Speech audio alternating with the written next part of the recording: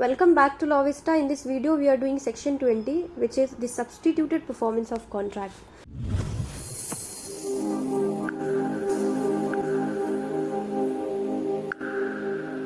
तो substituted performance of contract क्या होता है?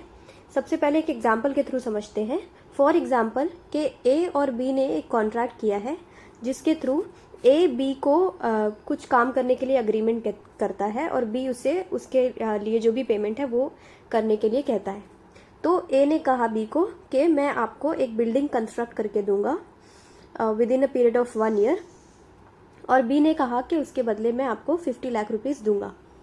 उसके बाद क्या होता है कि A refuse to construct the building और वो कहता है कि अब मैं बिल्डिंग कंस्ट्रक्ट नहीं कर सकता. तो ए फेल हो जाता है कॉन्ट्रैक्ट को परफॉर्म करने के लिए. तो बी के पास में राइट होता है कॉन्ट्रैक्ट का सब्स्टिट्यूटेड परफॉर्मेंस करवाने का, यानी वो सेम कॉन्ट्रैक्ट को परफॉर्म करवा सकता है किसी थर्ड पर्सन से या फिर अपनी ही किसी एजेंसी से, और उसका जो भी कॉम्पनसेशन बनता है, जो भी उसको कॉस्ट लगता है, वो ए से रिकवर कर सकता है. तो ये हो गया हमारा सिंपल लैंग्वेज में सब्स्टिट्यूटेड परफॉर्मेंस क्या होता है. अब हम इसके प्रोविजंस पढ़ते हैं ताकि इसके जो भी लीगल पॉइंट्स है वो सब हमें समझ आ जाए. सबसे पहला, without prejudice to the generality of the provisions contained in the Indian contract act, यानी कि ये जो हमारा सब्स्टिट्यूटेड परफॉर्मेंस ऑफ कॉन्ट्रैक्ट का सेक्शन 20 है of the specific relief act, वो हमारे इंडियन कॉन्ट्रैक्ट एक्ट के ऊपर कोई भी प्रेजुडाइज नहीं करता. यानी इंडियन कॉन्ट्रैक्ट एक्ट के हिसाब से जो भी प्रोविजंस है वो वैसे ही चलते रहेंगे. And except as otherwise agreed upon by the parties, यानी कि अगर सब्स्टिट्यूटेड परफॉर्मेंस का लेना है बट अगर कॉन्ट्रैक्ट में पार्टीज ने ऑलरेडी अग्री किया हुआ है कि जो पार्टी है वो सब्स्टिट्यूटेड परफॉर्मेंस नहीं लेगी, तो ऐसे केस में भी सब्स्टिट्यूटेड परफॉर्मेंस नहीं लिया जा सकता. यानी this is subject to the contract between the parties. यहाँ पे क्या लिखा हुआ है, where the contract is broken, where the contract is broken due to non performance of promise by any party. जैसे हमने देखा कि जो ए पर्सन था उसने कॉन्ट्रैक्ट को परफॉर्म नहीं किया, due to which contract broke हो जाता है, कॉन्ट्रैक्ट ब्रीच हो जाता है. The party who suffers by such breach shall have the option of substituted performance. जिस पार्टी ने सफर किया है उस ब्रीच को, उस पार्टी के पास ऑप्शन होता है सब्स्टिट्यूटेड परफॉर्मेंस का. थ्रू अ थर्ड पार्टी और बाय हिज ओन एजेंसी, वो सब्स्टिट्यूटेड परफॉर्मेंस वो किसी थर्ड पार्टी से लेगा या फिर अपने ही किसी एजेंसी से कॉन्ट्रैक्ट को सब्स्टिट्यूट परफॉर्मेंस करवा सकता है. And recover the expenses and other cost annually actually incurred. तो जो भी कॉस्ट या एक्सपेंसेस उस सब्स्टिट्यूटेड परफॉर्मेंस को करने में लगते हैं, वो सारे ही एक्सपेंसेस और जो कॉस्ट है वो जो पार्टी ने कॉन्ट्रैक्ट को ब्रीच किया है उस पार्टी से लिया जा सकता है बाय द पार्टी जिसके कॉन्ट्रैक्ट को ब्रीच किया गया है,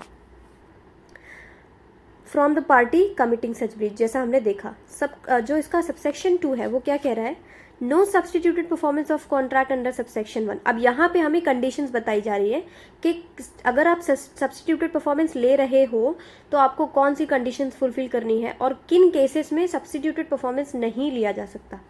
तो no substituted performance of contract under subsection 1 shall be undertaken unless the party who suffer such breach has given a notice in writing. तो प्री कंडीशन क्या है कि अगर जो ए और बी के कॉन्ट्रैक्ट में ए ने कहा था बी को बिल्डिंग बनाकर देने के लिए, उस बिल्डिंग को बनाने के लिए ए रिफ्यूज़ कर देता है, तो बी को अगर सब्स्टिट्यूटेड परफॉर्मेंस लेना है तो सबसे पहले बी 30 डेज का नोटिस ए को देगा.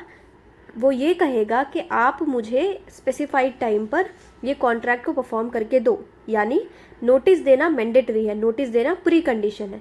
To the party in breach calling upon him to perform the contract within such time as specified in the notice. जैसा मैंने कहा कि नोटिस में वो एक टाइम स्पेसिफाई करेगा कि इतने टाइम में आप मुझे ये कॉन्ट्रैक्ट को परफॉर्म करके दो. एंड ऑन हिज रिफ्यूजल और फेलियर, और अगर ए ने दोबारा से उसको नोटिस में कह दिया कि नहीं मैं तो बिल्डिंग आपको कंस्ट्रक्ट करके नहीं दूंगा, या फिर वो कहता है कि मैं कर दूंगा बट वो फेल हो जाता है, he may get the same perform by third party और बाय हिज ओन एजेंसी. तभी ऐसे केस में ही जो हमारा बी पर्सन है वो कॉन्ट्रैक्ट को सब्स्टिट्यूटेड परफॉर्मेंस करवा सकता है. अगर उसने नोटिस नहीं दिया 30 डेज का तो वो कॉन्ट्रैक्ट का सब्स्टिट्यूटेड परफॉर्मेंस नहीं ले सकता. तो ये प्री कंडीशन है.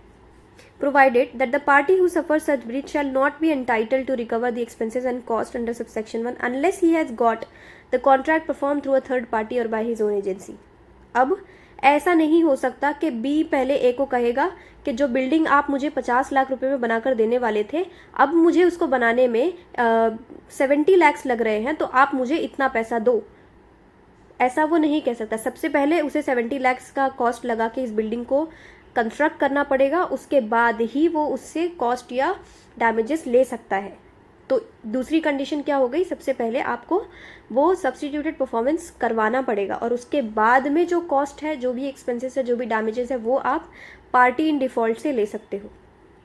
आई होप यहाँ तक के क्लियर है। सबसेक्शन 3 कहता है where the party suffering breach of contract has got the contract perform through a third party और बाय हिज ओन एजेंसी। अगर पार्टी जिसके कॉन्ट्रैक्ट को ब्रीच किया गया है उसने कॉन्ट्रैक्ट को सब्स्टिट्यूटेड परफॉर्मेंस करवा लिया है थर्ड पार्टी से, आफ्टर गिविंग नोटिस, और नोटिस भी दे दिया है, तो he shall not be entitled to claim relief of a specific performance against the party.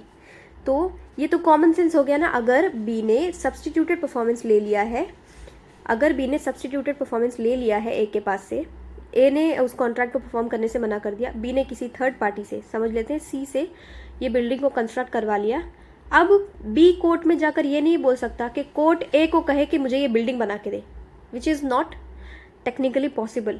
तो जब एक बार सब्स्टिट्यूटेड परफॉर्मेंस हो जाता है उसी कॉन्ट्रैक्ट का, तो जो पार्टी नॉट इन डिफॉल्ट है उसे स्पेसिफिक परफॉर्मेंस नहीं मिलता।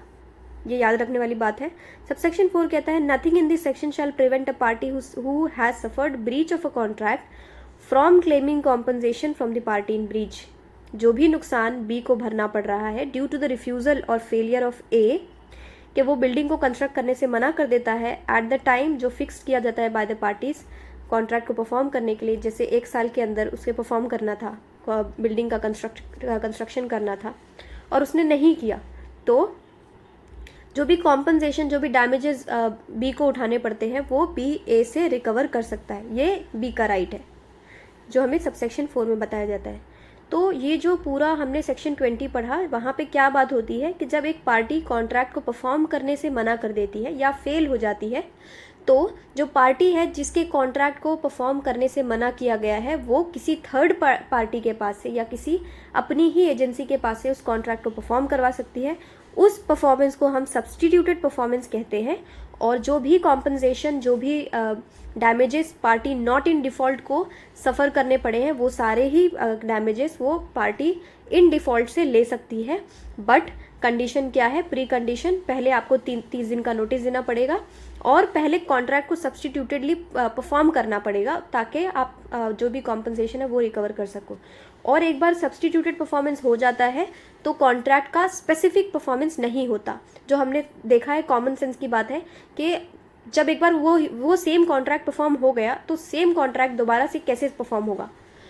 तो ये पूरा जो क्रक्स है वो है सेक्शन 20 का। तो आई होप सेक्शन 20 यहाँ तक क्लियर होगा। उसके बाद में कुछ स्पेशल प्रोविजंस हैं जो अमेंडमेंट एक्ट ऑफ 2018 के थ्रू यहाँ पर इंसर्ट किए गए हैं, वो हम पढ़ेंगे 20A, 20B एंड 20C। तो अगर वीडियो आपको हेल्पफुल लगता है तो आप मेरे चैनल को सब्सक्राइब कर सकते हैं, वीडियो को लाइक कर सकते हैं और अपने